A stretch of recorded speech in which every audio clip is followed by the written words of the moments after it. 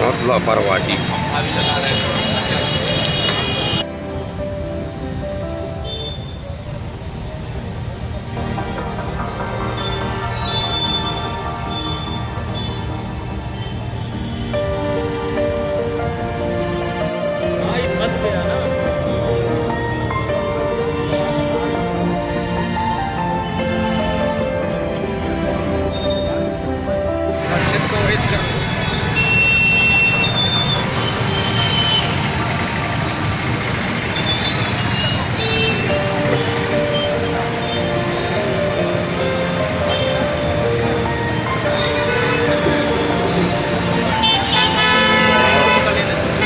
बहुत लापरवाही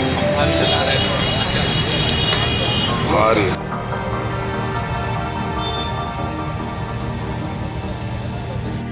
सर्विस में है ना, यहाँ पे सीवरेज का जो काम चल रहा है, ये नाली का 6-6 फीट का गड्ढा होना चाहिए, इन लोगों ने 20-20 फीट का गड्ढा करके रखा है, तो कैसे नहीं होगा नुकसान।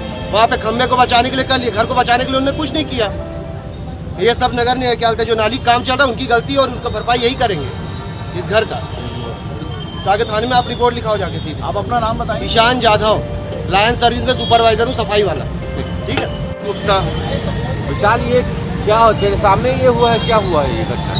मेरे सामने नहीं हुआ है, ये 2 दिन पहले से चल रहा है खुदाई नाली का खुदाई करते करते पूरा बिल्डिंग ही गिरा दिए मेरा। नींव के पास भाई 5-6 फीट 7 फीट का नींव है, 10 फीट 11 फीट का गड्ढा खोद रहे हैं, मिट्टी धीरे धीरे खिसक के पूरी बिल्डिंग गिर गई मेरी।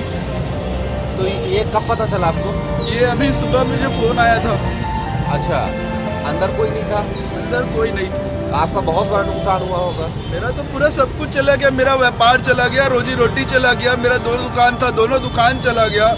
क्या कमाऊँ क्या खाऊं मैं अभी? अब कोरोना काल जो बिल्डिंग बना हुआ वो चला गया। पिताजी चले गए थे। पिताजी तो खैर 2 साल हो गए, पापा गए वो तो उनकी कमी आज तक नहीं पूरी हो पाई।